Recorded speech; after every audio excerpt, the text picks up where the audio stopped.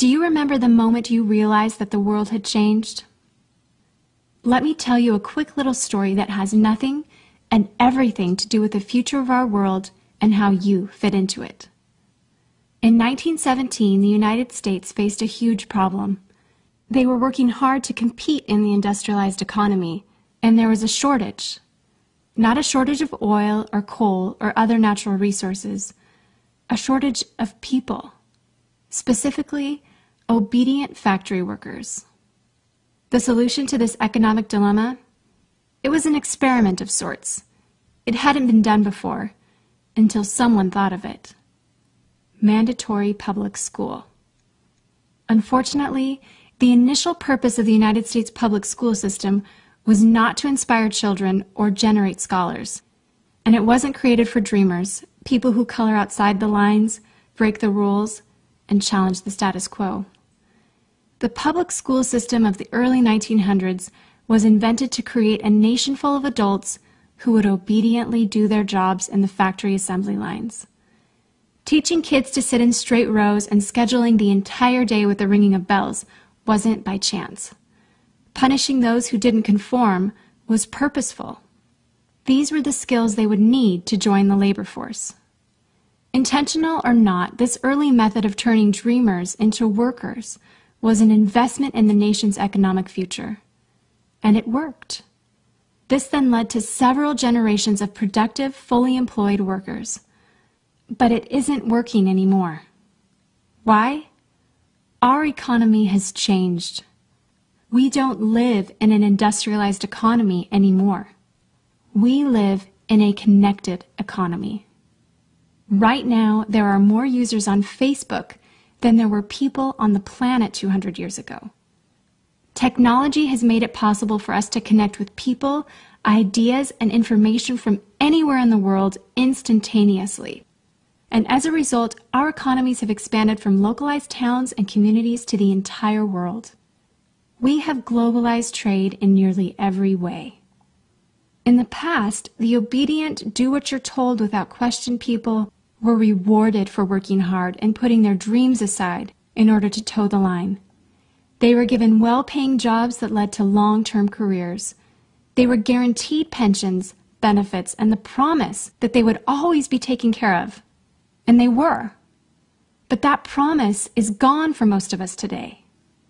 Even if you have a white-collar job, the majority of white-collar workers are still working in a factory. Instead of operating a sewing machine or welding a widget, they now push pencils, type on keyboards, or process paperwork. It's still factory work because the entire focus of the day is spent on increasing productivity, which leaves little room for creativity, spontaneity, or individuality. The educated, hard-working masses are still doing what they're told, but they're no longer getting what they deserve. Even if you do everything you are told to do today, graduate from high school, go to college, get a degree, work hard in whatever job you can find, if you're lucky enough to find one, you're not guaranteed anything. Companies are being forced to change or die right now. Layoffs happen much more often than job openings appear, and the highest paying jobs are disappearing or heading overseas at an alarming rate. If you have a job where your boss tells you exactly what to do, he or she will always find someone cheaper than you to do it. Did you know that the average length of a job today is about 4.5 years?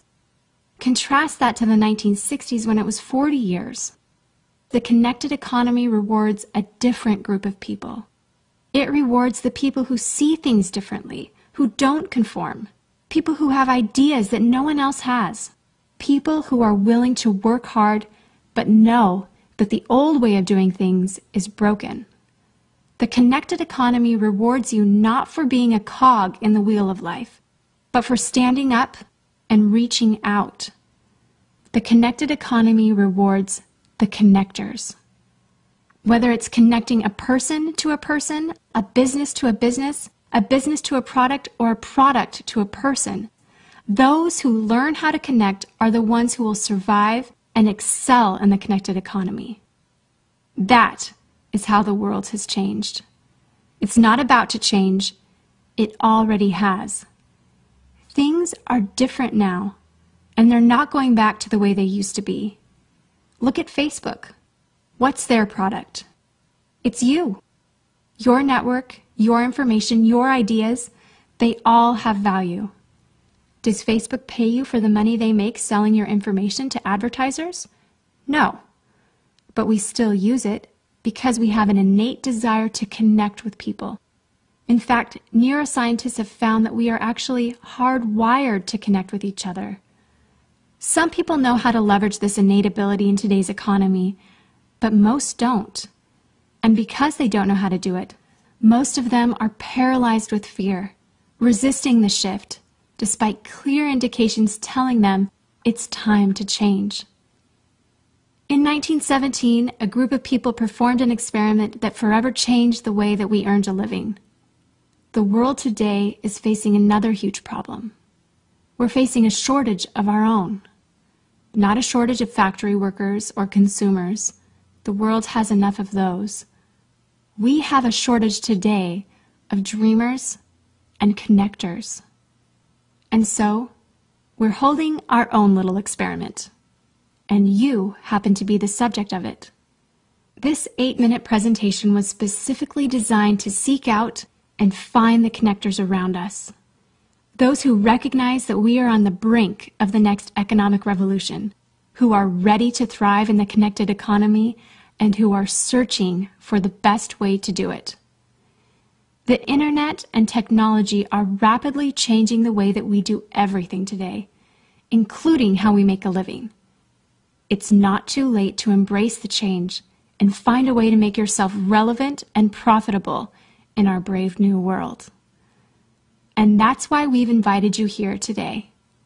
We've created something that rewards you for connecting. It pays you for bringing people together behind a cause, product, or idea. And we have systematized it and made it so that you can do it from anywhere, with anyone, at any time. If you are passionate about helping people, if you are passionate about changing lives, if you want to position yourself to be a capitalizing force within the connected revolution instead of just a bystander, let's start now. Do you remember the moment you realized that the world had changed? How about the moment you realized you could change with it? Are you ready for the details?